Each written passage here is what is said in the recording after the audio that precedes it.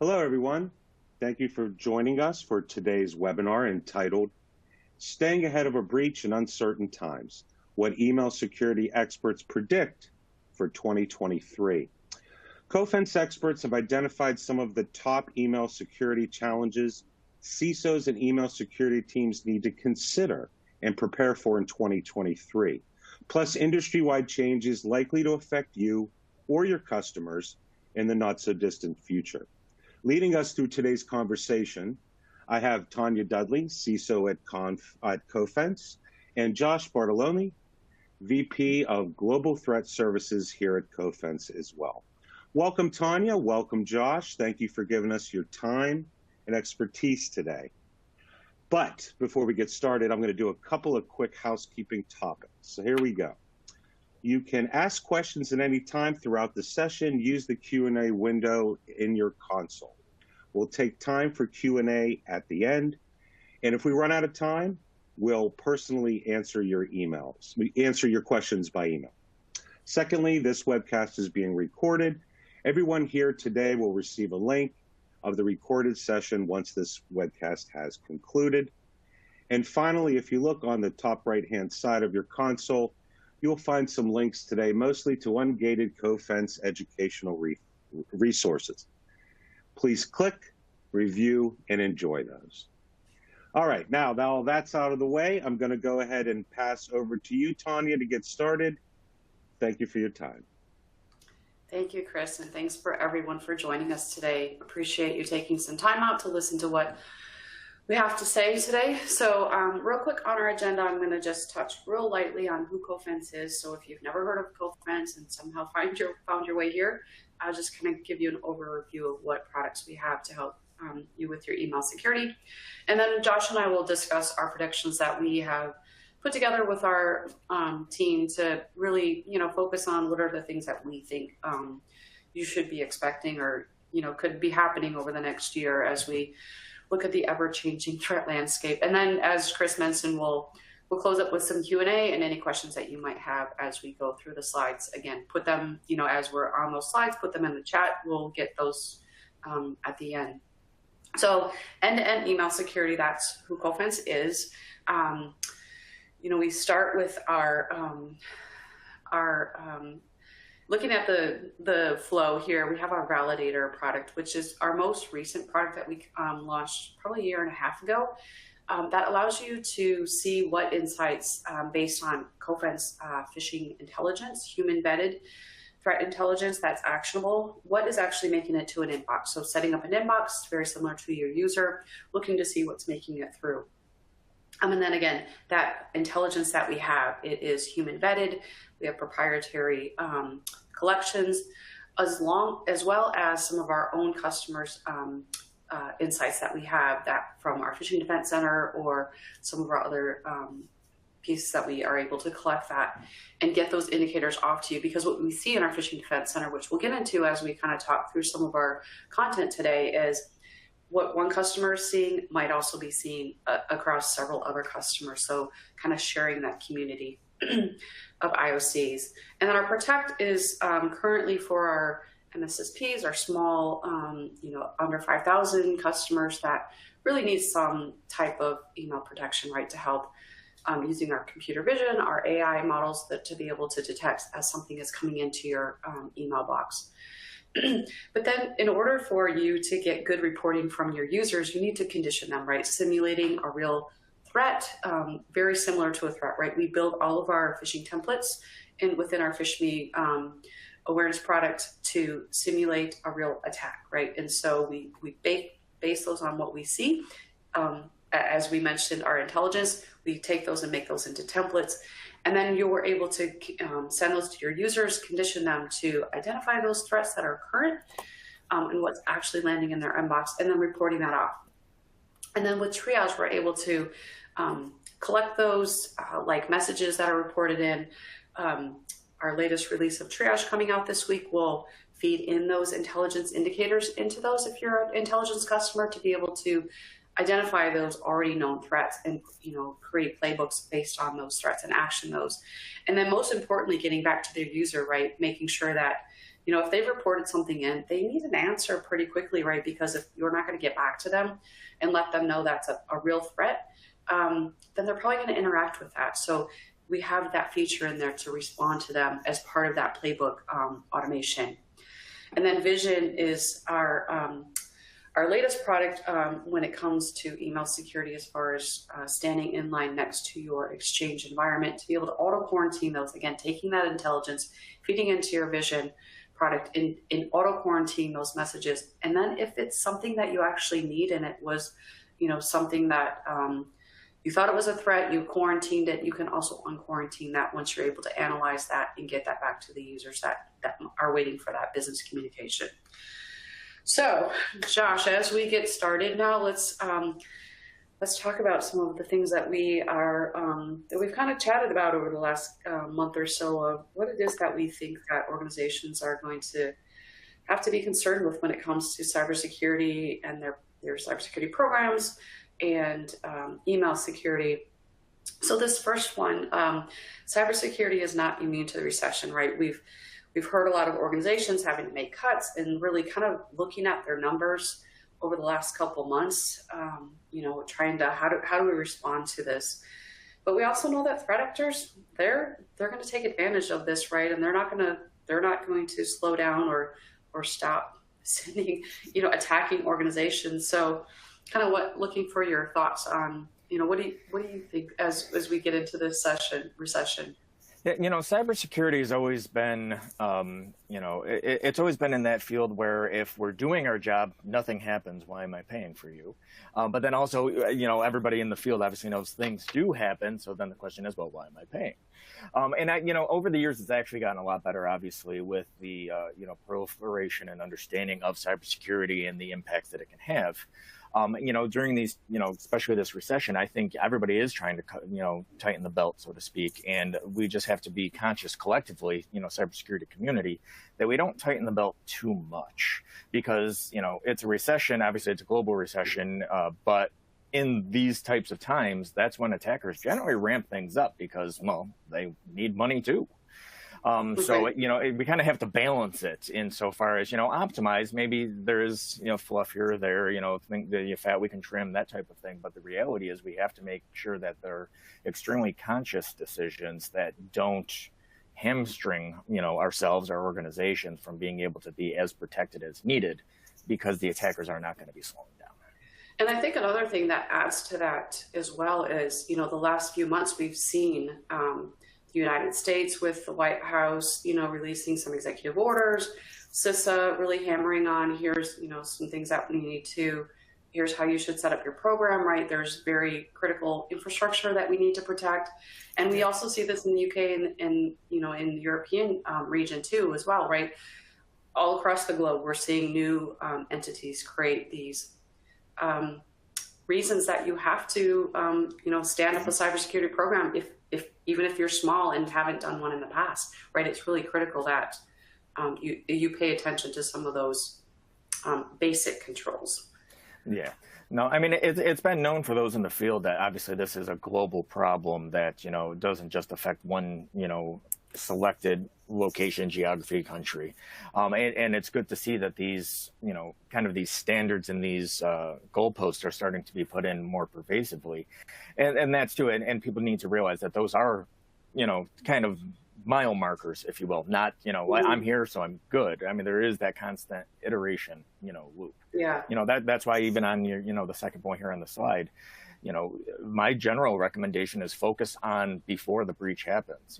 For those in the field, the term's left to boom, before something happens, because once something occurs, then, I mean, the level of resources that you need, just not even technology, just personnel and time, just becomes truly insurmountable. And I think, in this recession, that's kind of the play, really. I see a lot of value is get ahead of the problem before it happens, and then you don't have to deal with the fallout of it happening. Yeah, it's really aligning it to your risk appetite, right? And where can you more, have better gains in reducing risk or minimizing that risk, right? Or mitigating that risk is focusing on those critical pieces that really keep your organization secure. And it's we look at the chart on the right-hand side here that was recently published by IBM in their cost of a data breach. And we see business email compromise and phishing. Now we tend to put those in one bucket. Those are very top of the mind there. But then that number 3 one, that vulnerability, right? When you think about endpoints, right? Software, that's what threat actors are going after, right? They're sending emails. The emails might contain a link to some malware that is malicious, leveraging those vulnerabilities, or even just going directly to, not even having to send an email, because we have seen a number of 0 days and patches that have been alerted by, with the CVE that needs to get updated, right? And so we know that's another complexity that organizations are having is updating, patching systems, right? Where those entry points. Absolutely. Agreed. And to your bottom point here too, we're finding that a lot of the cyber insurance companies, which more and more organizations, obviously that goes with their risk appetite and their overall risk management strategy. But these insurance companies now have a laundry list, so to speak, of requirements from a cybersecurity stance. So, any impact or any change to their cybersecurity program, whether it's technology, people, focus, scope, that kind of has to be married into the business side of, we have this insurance, or if we have this insurance, or do we want to have this insurance, and what are those requirements as well? So it's an interesting mix.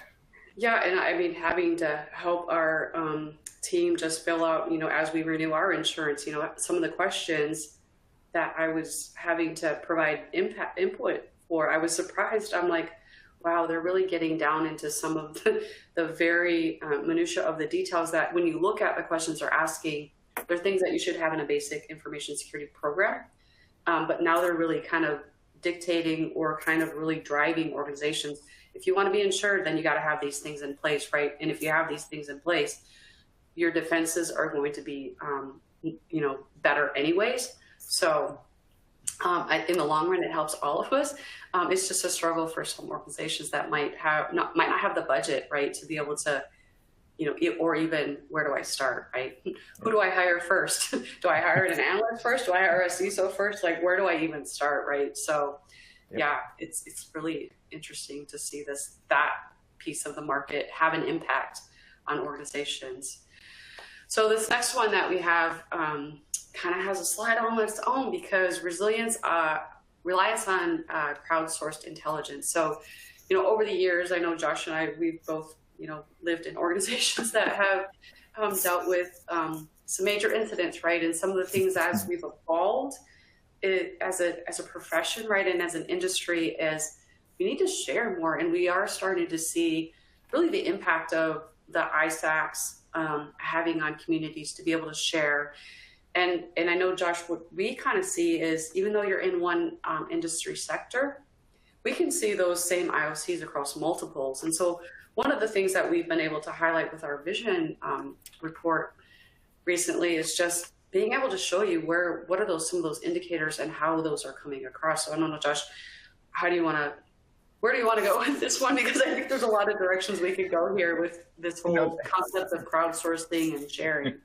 No, you're not wrong. So, over the years, so I've been doing this for 20 plus years. And, if you go back 10, 15, 20 years ago, you did see a lot of isolation with the attacks, even for some of the broader attacks. It was, I'm looking at attacking these industry bases, or, these industry types, or this geography. Over the years, though, especially in the last 5, give or take, 5 to 7 years, that still happens. I'm not discounting that there's definitely industries or specific targets, but what we're seeing is a lot of the attacks by these attackers are, I don't want to use the term spray and pray, but it's more of attacks of opportunity. Is why not send it to every industry versus just that one vertical? Because really the cost of the attacks have dwindled to the point where it's very easy for them to do so. Obviously, you're always going to have state-sponsored or other types of attacks that are very targeted. They have very specific agendas.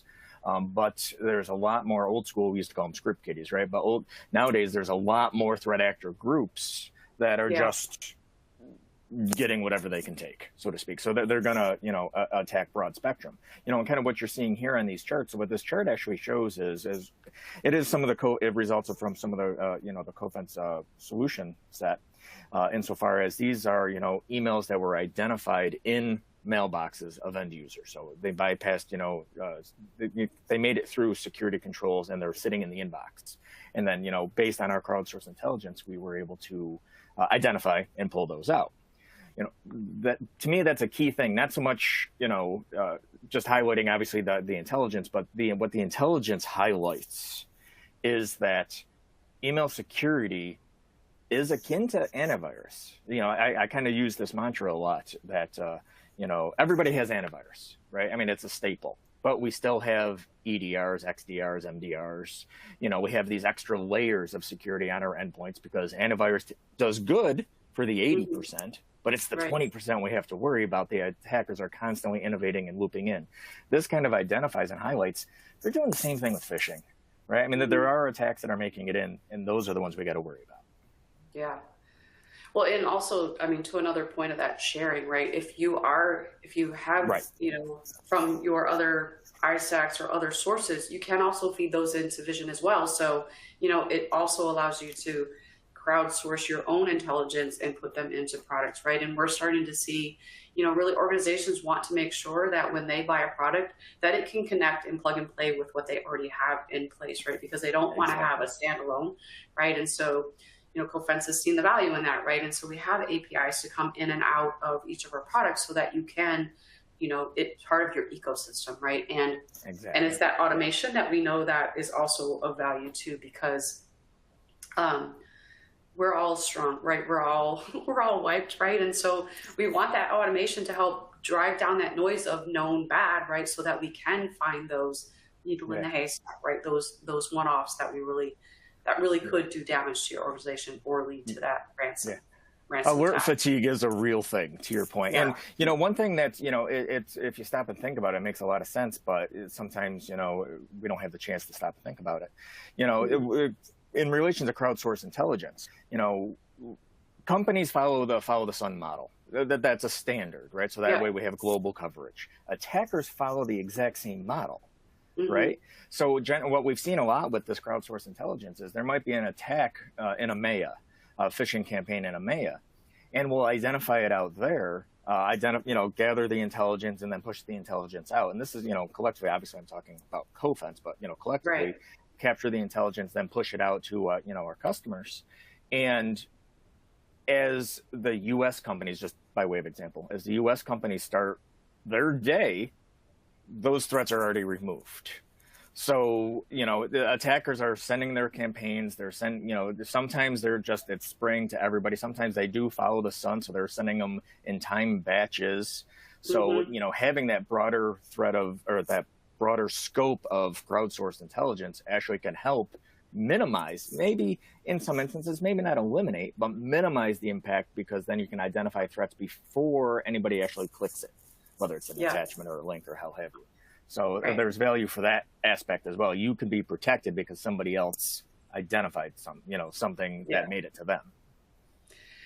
Yeah, I often will hear somebody say, email, phishing is just a technical problem. You can script it out, right? Well, you can automate it out, which we see every day. That is not the case. So I know we could go on and on about this one. Yeah, I could. Because there's so much more we could dig into that one. So one of the top threats that we see, right, credential phish, and then it becomes BEC. BEC is that next thing that we continue to see evolve. We continue to see it's really difficult on how to manage it, right? Because it really does come down to making sure your organization knows what to spot. Like, is this really from that person who said who it's coming from? Are they really asking you for something, right? It's usually about, in our research, what we've seen, it's about that second or third email where they're getting to the ask. And, we've done some research around that and have reports on that. But when we look at the losses for just this year at $43 billion, and, meeting with some law enforcement last week, their confidence rating is this is actually only about 30 to 40% of the real number, right? Because we know that it is so underreported. And some of these top themes, when you look at them, direct deposit, gift cards, vendor email compromise, right? Where they're leveraging a spoofed email, getting you to change the bank account number on your accounts payable vendor master file, right? And then that payment is now being made. I hear story after story after story of, some small business or some, mid-sized business losing sometimes even $1 million, right, of a payment that they were paying to, it's part of that supply chain, right? They were always paying the same person. They do business with them, but they don't find out until a month or two later when they get the late due notice of, why haven't you paid us? And they're like, we did, right? And then it's at that point too late. So VC is complex, right? It's really about your business processes, right? Looking to see where are some ways that we can add some additional controls. Having worked in finance, it's, you already have a lot of controls, from a financial perspective already, but, it's really, how do we update those, right? There's always room for updating those. Right. Yeah, Josh, what are your thoughts here? So, this is something we see every day, all the time, and it is a lot more pervasive than people think. Because, the timing's always good. Like right now, end of year, a lot of companies are going through benefits enrollments in the US or, compensation changes, year-end stuff, things like that. So, sending an email to finance that is spoofing an employee saying, hey, I need to change my direct deposit so that way, it aligns with my benefits, happens all the time. We see it all the time. Mm-hmm. And, sometimes they don't even know it happens until 1 or 2 paychecks later. And I don't mean to laugh at that, but that's an actual story I heard from a customer. They didn't know until a couple of paychecks later when the employee started asking, how come I'm not getting paid? Right. So there is, and it's hard to solve from a technical stance because a lot of the emails just are plain text. Hey, I need to be able to do this. And it looks legitimate. And then when you layer on top of that, to your point, whether it was a compromised third party, whether it was an email hijack, so they're actually using legitimate emails. We've even seen instances where threat actors have hijacked an email, changed an invoice, so it updated their bank account number on the invoice, and then resubmitted it saying, this is the correct invoice, please pay me. Mm-hmm. So it's hard to track these. So this is where, to your point, the controls are going to definitely be personnel management, expectation management. A lot of times it's going to be pick up the phone and call the person and verify this is the ask. If you get a new, an invoice and it looks a little bit suspicious or a bank account has changed, for finance, obviously, call the supplier, call the vendor, call the customer. You're having the ones that are being targeted consistently between finance and HR, and benefits teams, which usually falls under HR. Those are the ones that are constantly being inundated with these. And it's hard. And to your point, can technology help with some of this? Absolutely. But a lot of it does come around to training and awareness and process for how do you mitigate this so you can recognize it and at least ask the question and pick up the phone. Yeah. And there's another element that that it overlays with VEC a bit. And you don't really it's really hard to see that, how it overlaps. But as we have a researcher that specifically focuses on this is something that is sees over and over again. And so romance scams, consumer fraud, a lot of times these victims are money mules, right? And they're the ones that are, because, when you see, how can somebody wire a money to one account and not have it be traced or not have it, how can how is it not detected that this is a bad bank account? So oftentimes what they will do is they have this whole network of money mules, like, think of like the crime mafia, right? And the whole pyramid that they have of how it's the same way in the cyber world, right? And so they use legitimate people with legitimate bank accounts that have established credit, they have established themselves, and they use them to then move this money. They might not move the $1 million that they stole from somebody, but they'll say, hey, I'm going to have this money deposited in your account. It's from one of my relatives. I need you to help me disperse it, right? And then they'll have them send it, down to another person who's in the, in the chain to then, how it eventually gets off to them. So, so when it comes to consumer fraud, right, there's check fraud, right? People still write checks. I can't believe people still write checks. When you see these work from home scams, a lot of times that's what they're used for. And then again, those romance victims, right? They will take their time and nurture these relationships over the years. And so, I think we're starting to hear a little bit more about this. It's not taboo to talk about it anymore. It's because it's become so rampant. We have shows like the Tinder Swindler and some of the other ones where we see this. I actually saw a news clipping of an elderly lady who decided she was going to fight back and she wasn't going to let them steal her money, right? So I know, Josh, you probably have some thoughts around this. Yeah.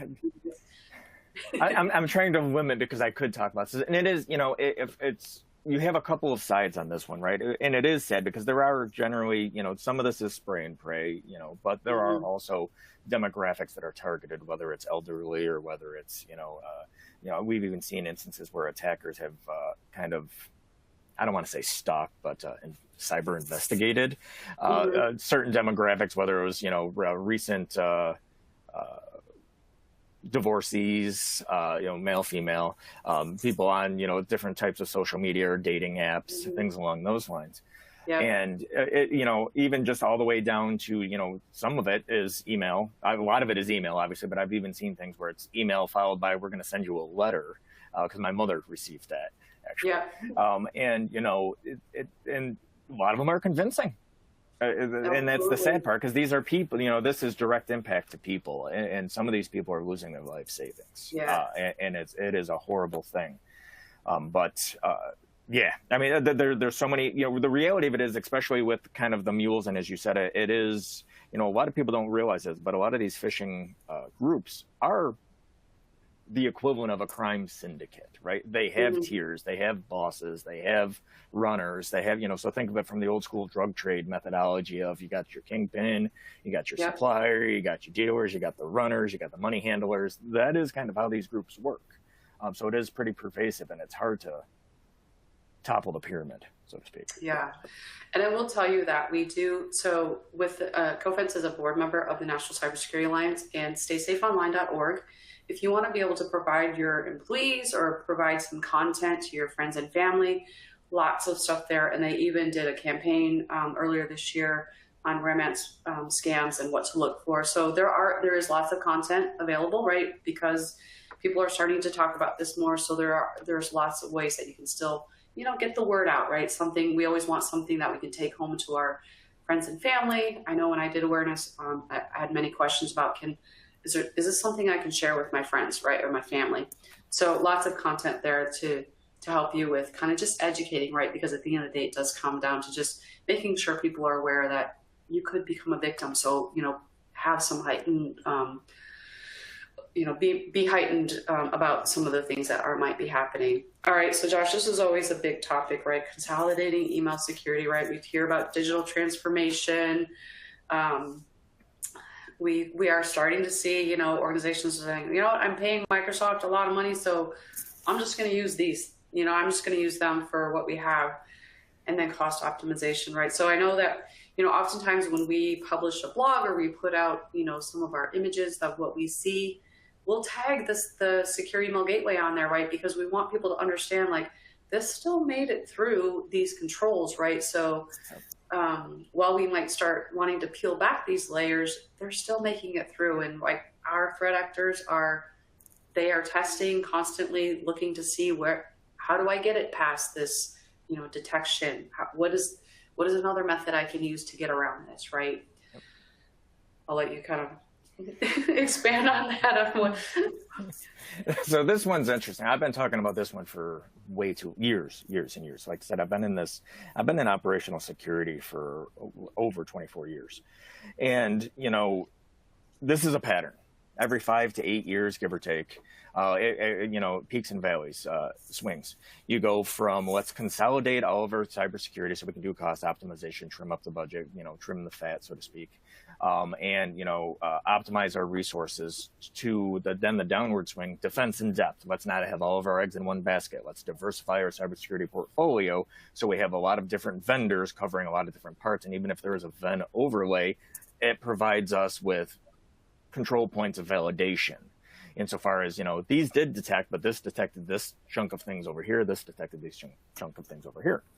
We're in, because of the recession, and because if I actually map this to the 5-8 year, kind of sine wave, so to speak, that I've seen over, the last 20 plus years. It does map to that. And right now with the recession, with the surge of everything that's happened between, 2019, 2020, 21 in regards to cyber events, there was a lot of, small organizations that I do this one thing, and companies bought those services.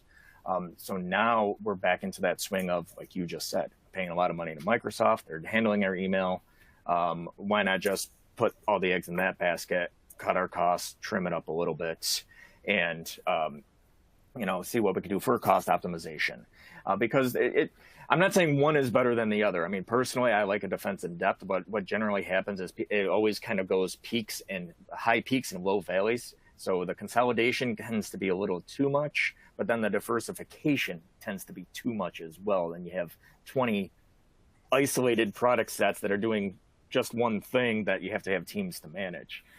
So I'm seeing that happening right now with the consolidation. There is a concern I have from a security perspective, because every time this happens, again, just anecdotally, over the years I've seen it, that ends up with a series of generally a large couple of breaches or security events that then kicks off that next phase of, okay, well, we need to diversify. Somebody has an exploit, somebody has, a CVE or vulnerability, I should say. Somebody has a data breach that then has a downstream effect to all of their customers. It's fairly pervasive. However, the big part of this is companies should always kind of engage in this exercise, but do so with the full engagement of the actual butts and seats, so to speak, the people doing the cybersecurity. What is the value you're getting out of this? Because they'll be the ones that'll tell you, I never look at that screen, versus I'm in that screen once an hour checking everything. So that's where your cost optimization, your overlapping controls. I used to always joke, there's two types of processes and procedures. There's what you have documented and what actually happens. So you got to make sure you talk to the people that are actually doing it, so you know what's actually happening versus what's on paper. Yeah. All right, let's move over to our favorite topic of ransomware, right? We couldn't have a webinar if we didn't talk about ransomware, or predictions if we didn't talk about ransomware, because it's like we still have heard a lot about ransomware this year, and there's been some pretty significant ones, right? And so I'll kind of let you talk through this chart a little bit here, because I know you had some thoughts, but yeah.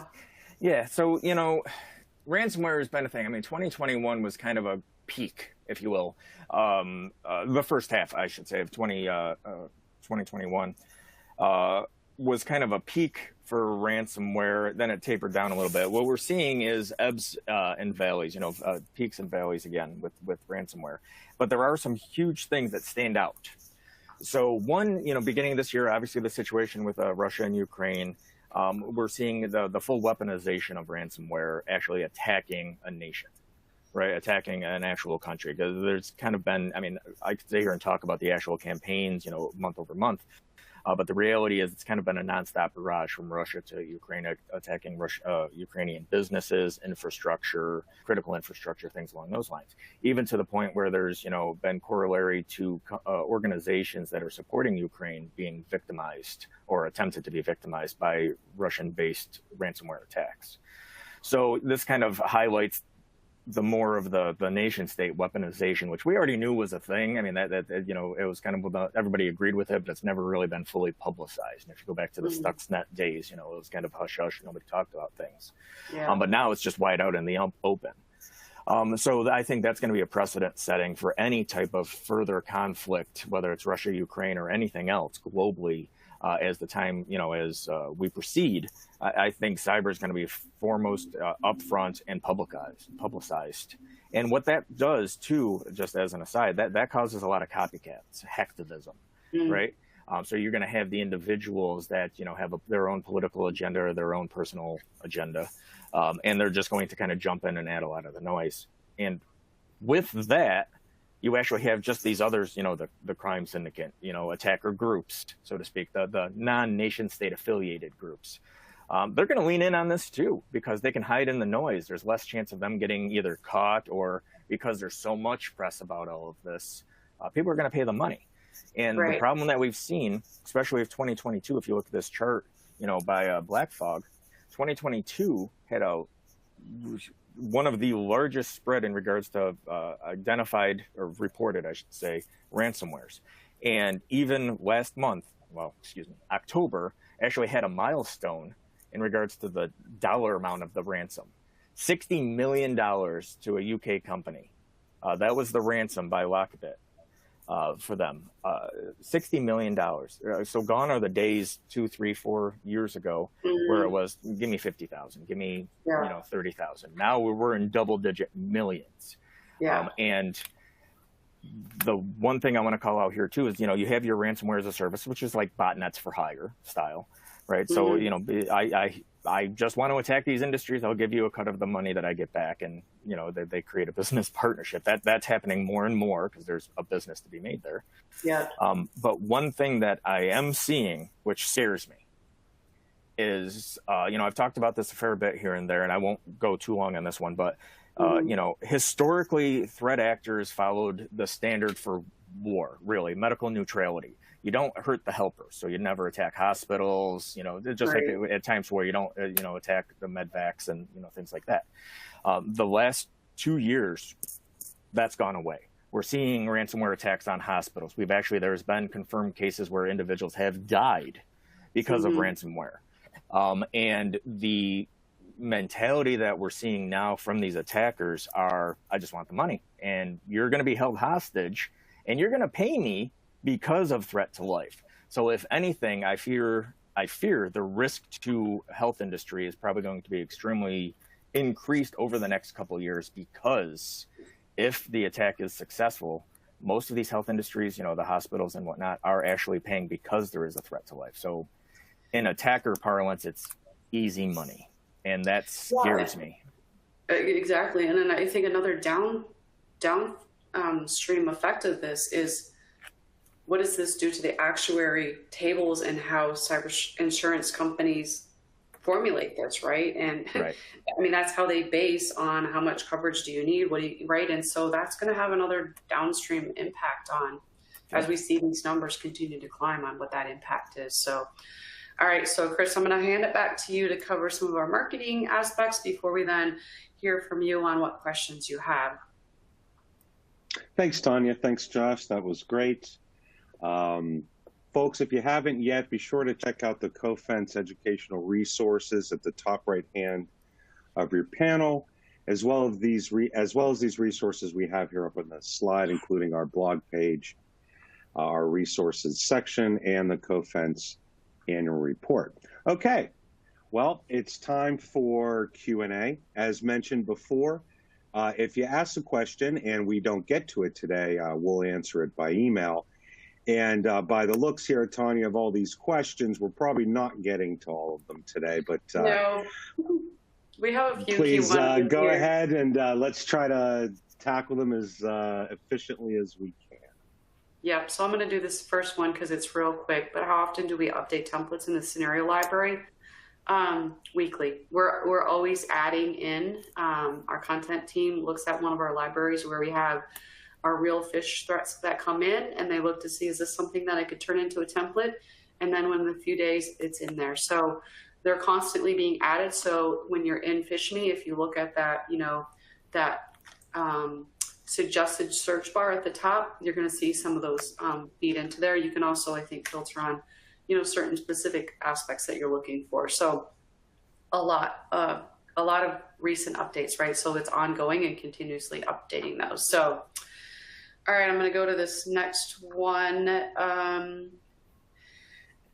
me just real quickly.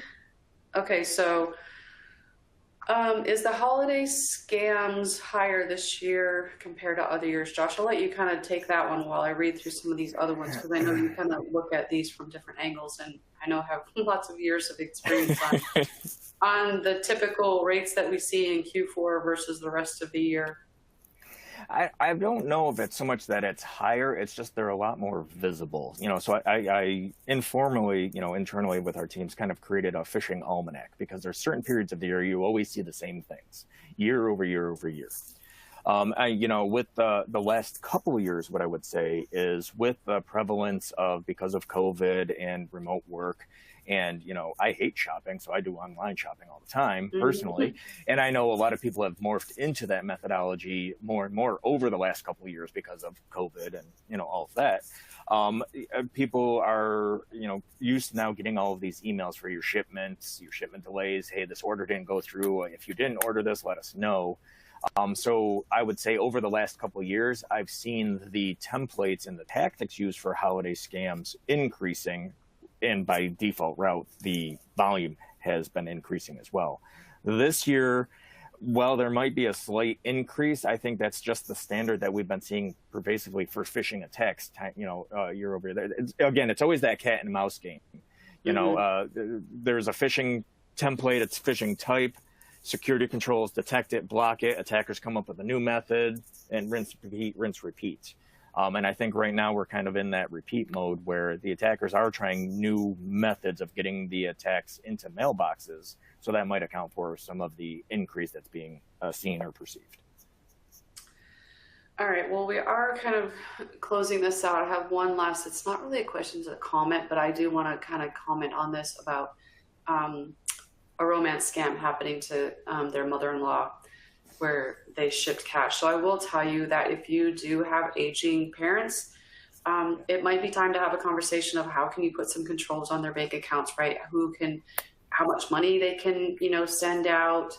There's, making sure that you have their credit locked down, right? There's all three agencies allow you to freeze your credit. Just look for ways that you can help protect them, right?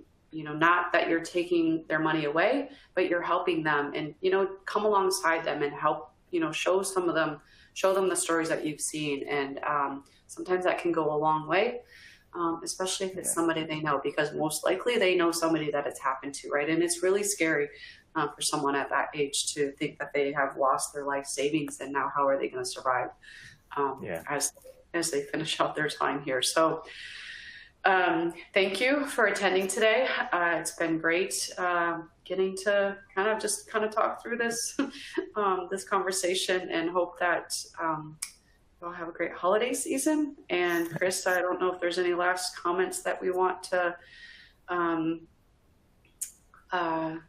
close out with before we call this a day. Nope, just want to say happy holidays to all of you. Thanks for joining. Please check our resources page and our calendar for upcoming events, and I hope you have a wonderful rest of the year. Thank you. Thank you, everybody. Bye, all.